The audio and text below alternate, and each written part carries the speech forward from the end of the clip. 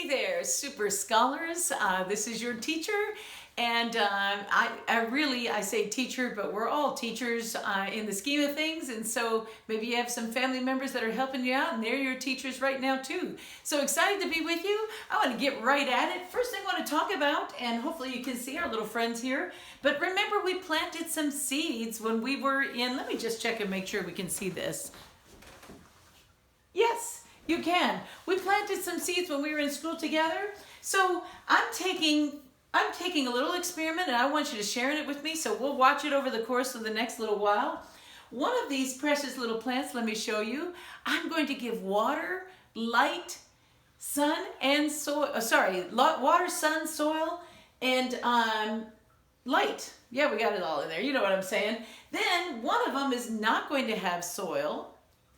One of them is not going to, we'll make it this one, is not going to get light, and one of them will not get water. So we'll see how they do. I'll tuck them away right now. I'm going to go ahead and tuck this one away. This one will not get any light. I'm going to tuck it in this drawer right here, and we'll keep them tucked in there. I'll only bring it out to show you on videos.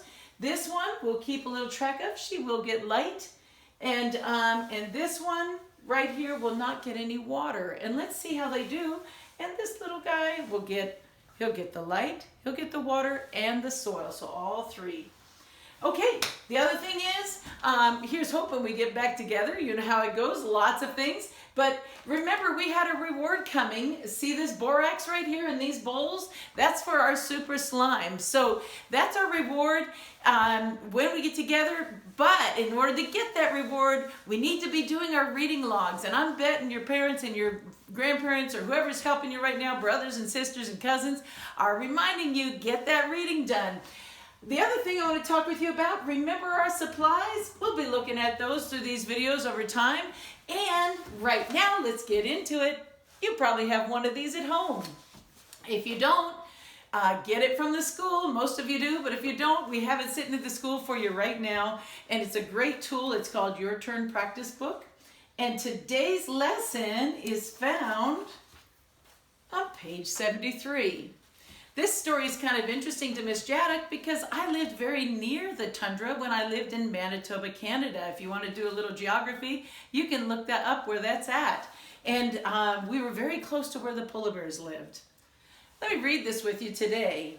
It's your job to read this, so if you want to take and pause, do it by yourself, and then you can come back and read it with me.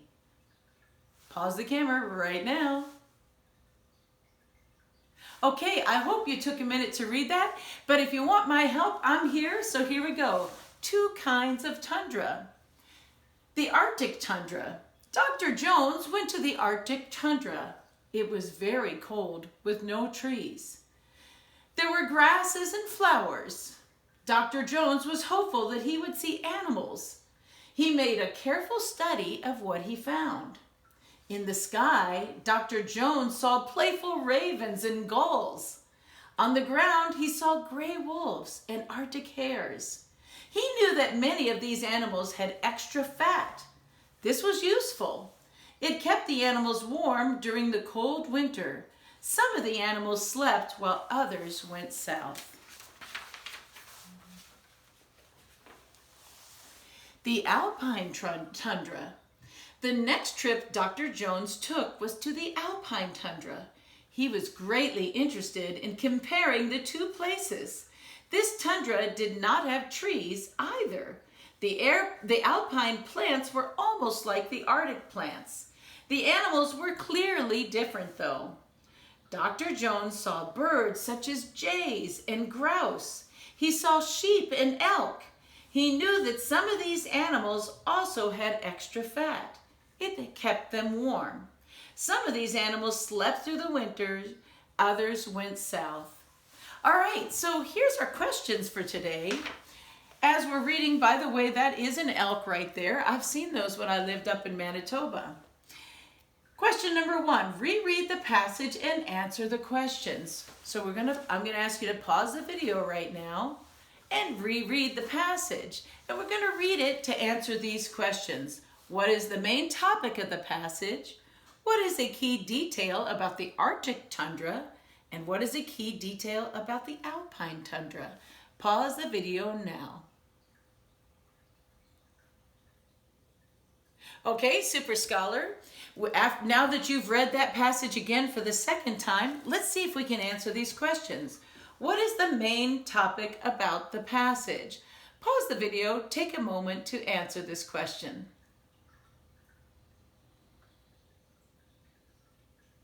Okay, let's compare our answers. Miss Jadek took a moment to answer this question, and I'm going to go ahead and fill it in for you as we speak. So when I think of what the main topic of the passage is, the first thing I do, I go over and I take a look at the title. And it talks about two kinds of tundra. Also, I think about why did the author write this? What is going on in the story? So when I consider that, I came up with comparing two kinds of tundra, because I looked back at proof in the text and it says he made a careful study, that's Dr. Jones, and over here it said he was greatly interested in comparing the two places. So that makes me think that the text, the main topic of the text, was comparing two kinds of tundra. So I'm going to write that down right now.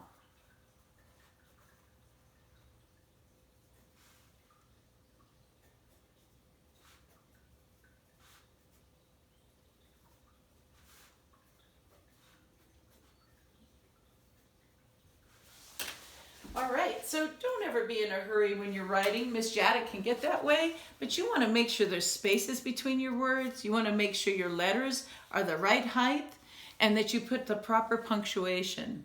And notice the capital at the beginning. So my answer was comparing the two kinds of tundra. If your answer was something like that, maybe you might have said there are two kinds of tundra or the two kinds of tundra. Those would be completely appropriate answers. Now, what is a key detail about the Arctic tundra? You pause the video and try to answer that question. Are you back, Super Scholar?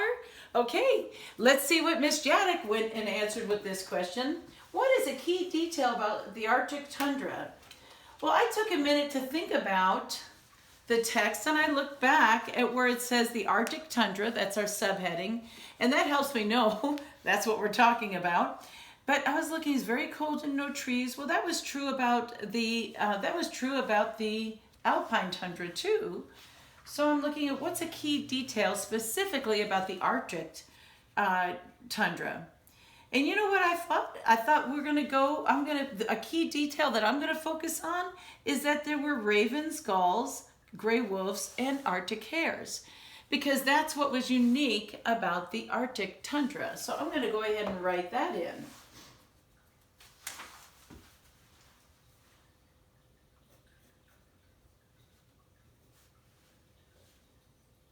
And you know what? When I write it, I'm going to use part of the question to restate the question, which is a very important practice in answering questions properly.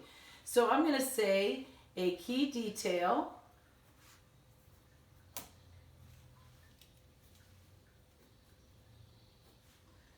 about the Arctic tundra, and Arctic would be capitalized because it's the special name, and tundra does not have to be capitalized, is it has gray wolves,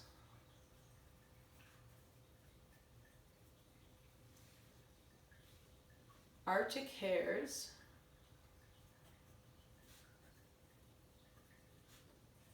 and ravens and gulls. And I started to run out of room. I actually don't need that and there. I'm going to put a comma again and a comma there. And let's see what we have here. So, what is a key detail about the Arctic tundra? A key detail about the Arctic tundra is it has gray wolves, Arctic hares, ravens, and gulls. Gulls.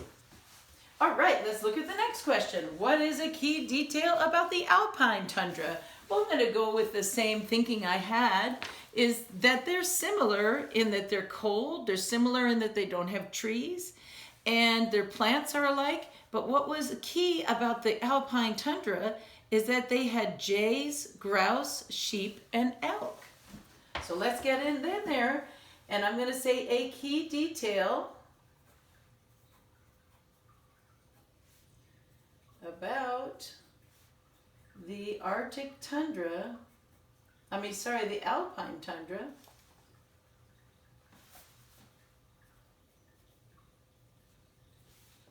and you could be writing while I'm writing, is it has jays, grouse,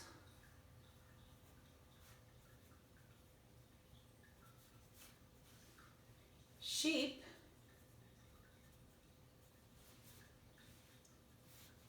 and elk.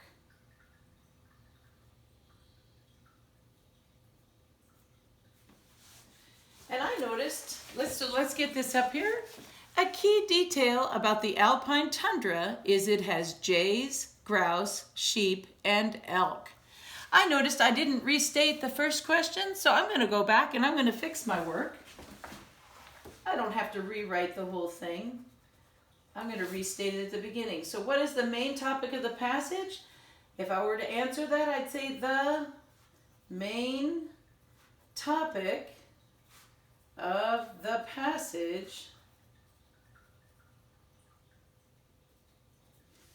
is, and I got rid of that capital C because I wanted my T to be capital, is comparing the two kinds of tundra. All right. So that is our language arts for today. We have this back here.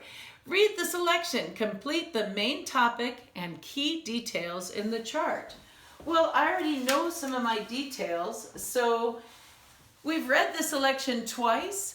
As good readers, I'll go back and I'll look at those details again in the text. I'm going to ask you to pause the video if you'd like to take a minute to do that and be thinking about what our main topic is and 3 key details of the text. Are you back, Super Scholars? Good news. Okay, so here we go. Here's what Miss Jaddock came up with. Let's see if we came up with something similar.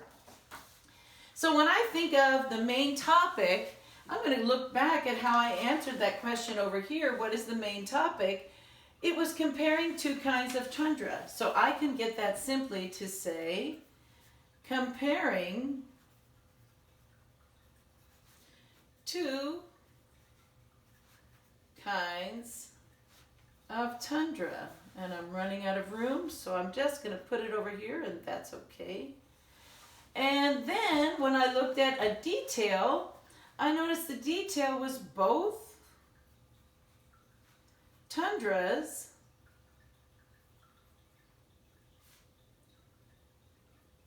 do not have trees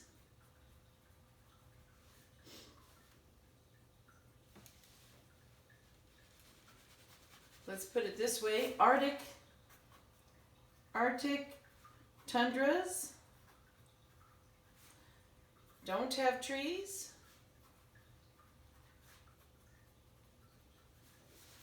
Alpine tundra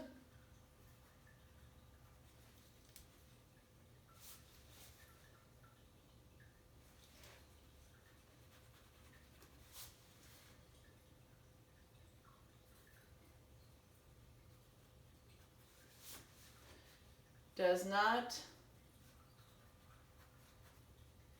have trees. And another detail is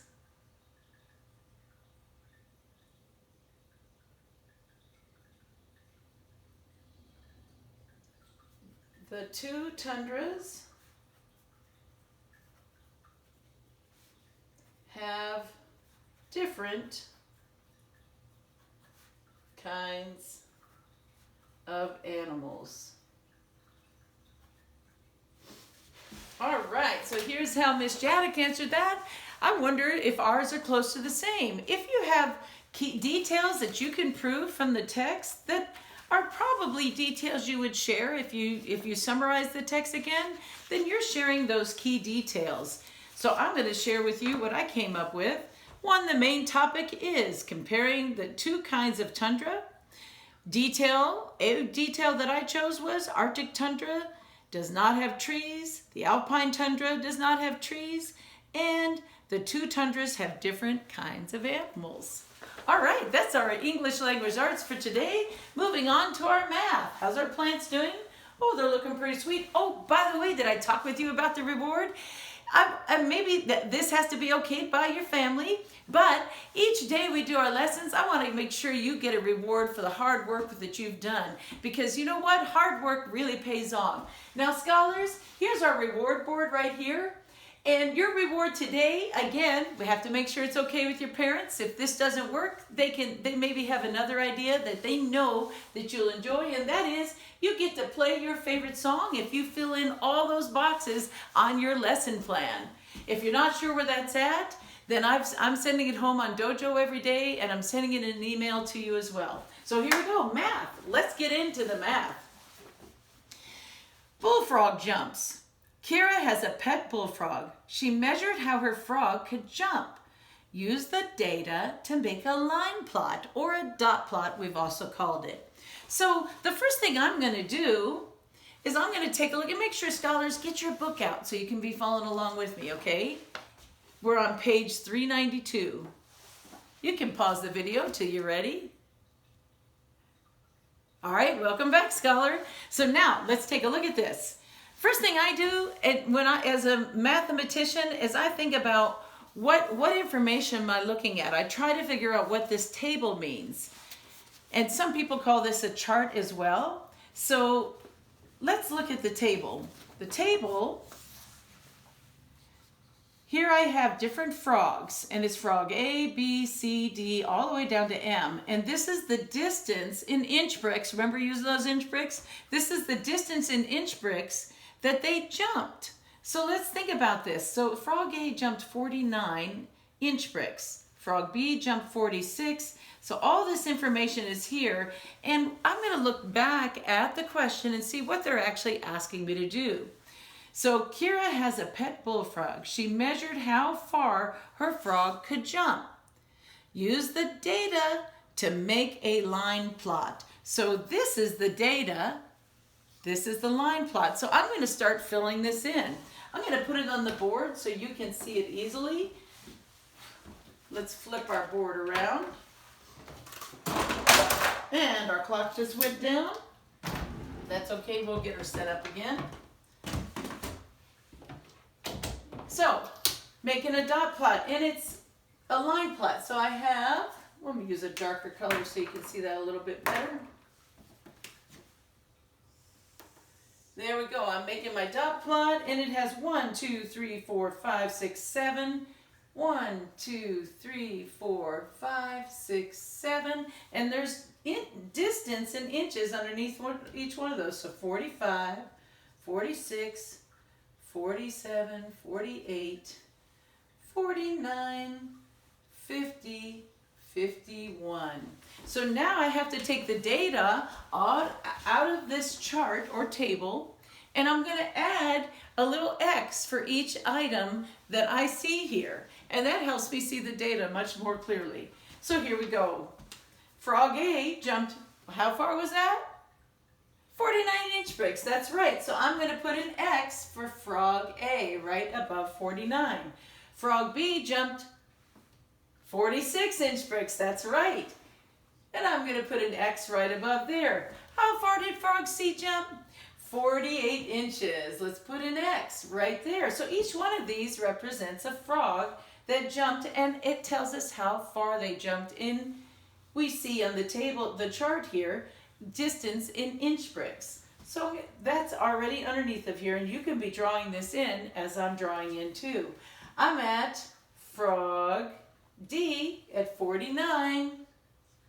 Frog E at 50, that's our first one for 50. Another one for 50 is frog F. Frog G is 47 inches. Let's put an X there for a frog. Another 46 inches. Another 47. Oh, good. Another 50. And I'll try to line these up so they're the same height. So let me erase that a little bit. This one right here. And we have 3 right here. So that's a little bit neater. And a 46, another one of those. 47, another one, and 50. All right, so if you have filled out your dot plot on your page here or your line plot, then you're all set. Now we can answer some questions about our data. And it's a lot easier to answer those questions once we've filled out our dot plot. So now, question down here. How many times did Kira's frog jump 50-inch bricks? So this is the times that the different times it's jumped. So how many times did it jump 50-inch bricks? Well, we can go right here to our data plot and go 1, 2, 3, 4. It jumped 4 times. So I could go ahead and answer that 4. All right, it's your turn now. How many times did Kira's frog jump 46-inch bricks? Pause the video. Are you back, Super Scholar? How many? Did you say 3? Then you said that exactly right, Super Scholar. 3 times. You can go ahead and let's try to answer that next question. Which distance did Kira's frog jump more times? 49-inch bricks or 47-inch bricks? Now I really have to think about this one. What are they asking me? Which distance, so I think about these are the distances, so it's going to be one of these. Which distance did Kira's frog jump more times? And now they're giving me 2 choices to choose from. Was it 49-inch bricks or 47-inch bricks? So I'm going to go look at my chart, and 49 was 1, 2 times, and 47 was 1, 2, 3 times. I'm going to reread the question to make sure I'm answering it right. Which distance did Kira's frog jump more times? All right, so I know my answer is 47-inch bricks. We could get a little tricked here because we might be thinking longer, and so we might get tripped up, but there it jumped it 3 times, 47-inch bricks, and only 2 times 49. So go ahead and write that answer in while I'm writing it in, and that answer is 47. Now, I want you, Scholar, to go ahead and turn to page, let me get it in front of me here, turn to page 401, and I bet you can do this one all by yourself. If not, review this video or ask a family member or friend, neighbor to help you. That's it for today. Check in with me tomorrow and we'll look at our plants, see how they're doing, and I want to hear what you did for reward. Dojo me, tell me what you did. If it was that super song, I would love to know what your favorite song is and send it to me on Dojo. All right, signing off for now. Super Scholars, see you tomorrow.